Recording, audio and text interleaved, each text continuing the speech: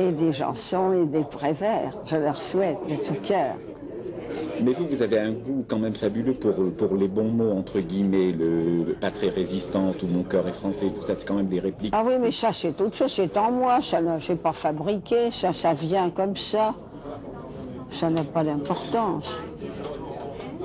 Oui, c'est-à-dire que j'ai une grande liberté de langage et c'est pas, faut pas me féliciter pour ça, ça peut toujours ne pas être sûr comme goût.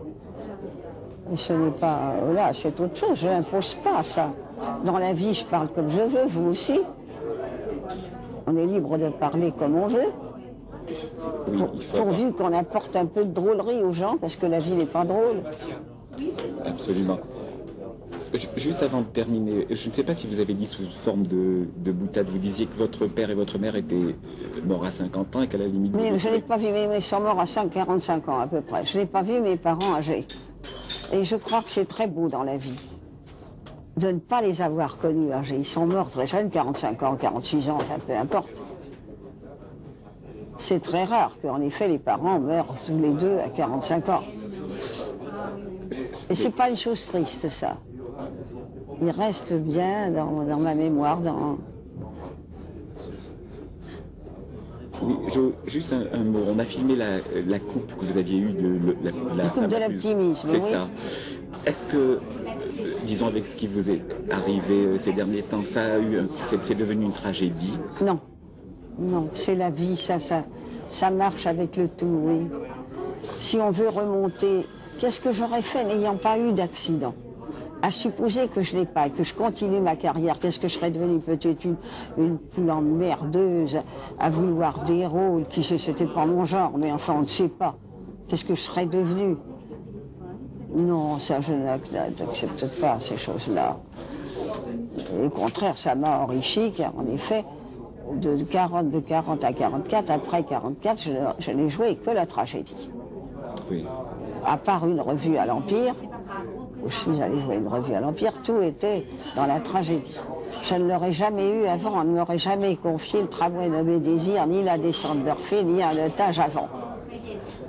Donc, ces drames m'ont apporté ça. Parce que généralement, il y a des types qui commencent comme Cécile Sorel dans la comédie légère, et puis qui finissent au Casino de Paris à dire « les jeux bien remontés ». Ben moi, c'est le contraire.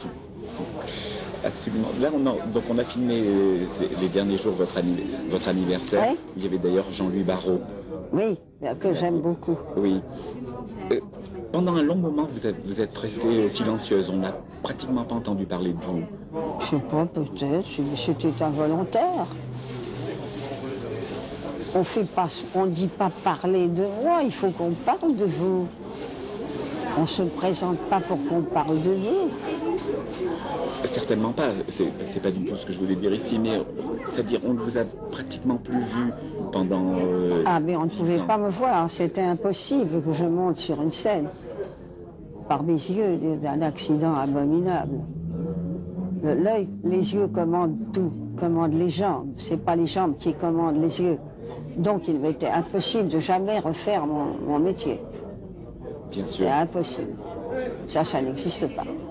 On a vu une grande dame comme Madame Sarah Bernard avec un moignon.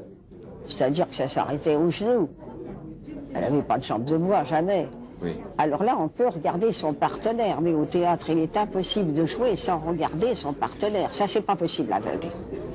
Il n'y a pas d'exemple. Il n'y a aucun exemple. Absolument. Il faut voir son partenaire.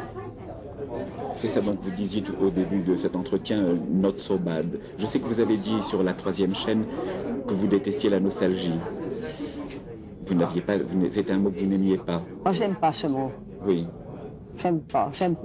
Non, je suis pour quelque chose de plus optimiste, de plus dans la rigolade que la nostalgie. C'est très joli comme mot, nostalgie.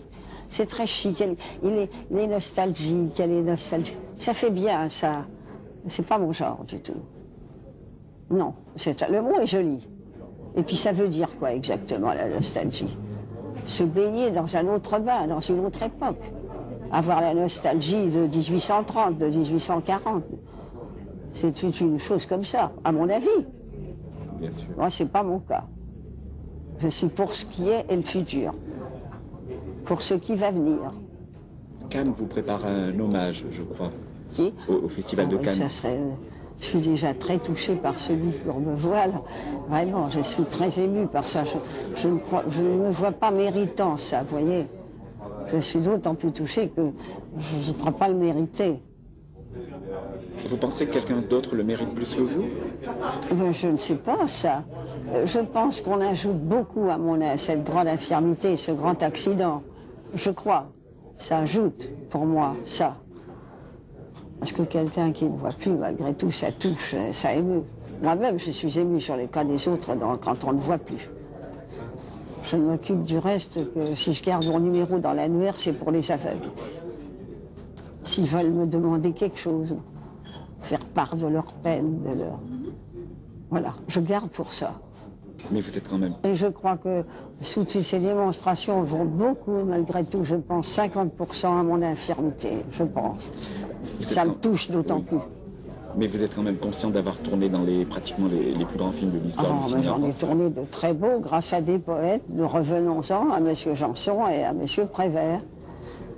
Et avec un grand technicien qui a su très bien mener le tout. Bon, parce que pour moi, le verbe est Dieu, de toute façon. Sans le verbe, sans les paroles, rien n'existerait.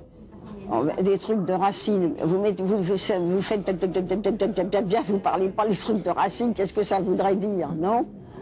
C'est pas possible. D'abord, un Dieu, pour moi, en plus, c'est La Fontaine. Tous les matins, je répète la cigale et la fourmi. Tous les matins.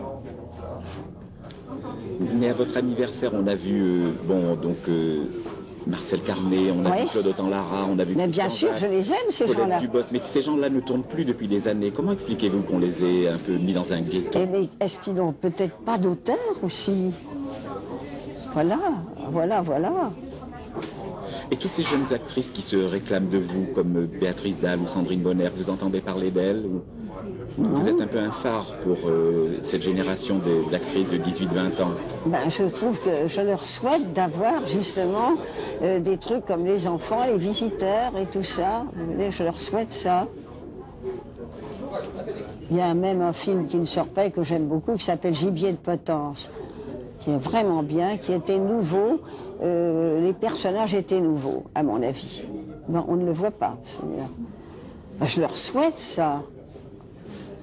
Mais bien sûr, elles en ont le talent. Voilà, à mon avis. Oui. Merci beaucoup. On vous donne rendez-vous pour le prochain anniversaire. Oui, alors oui.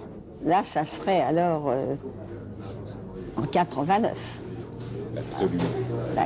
L'anniversaire de la Révolution française. Exactement. Voilà.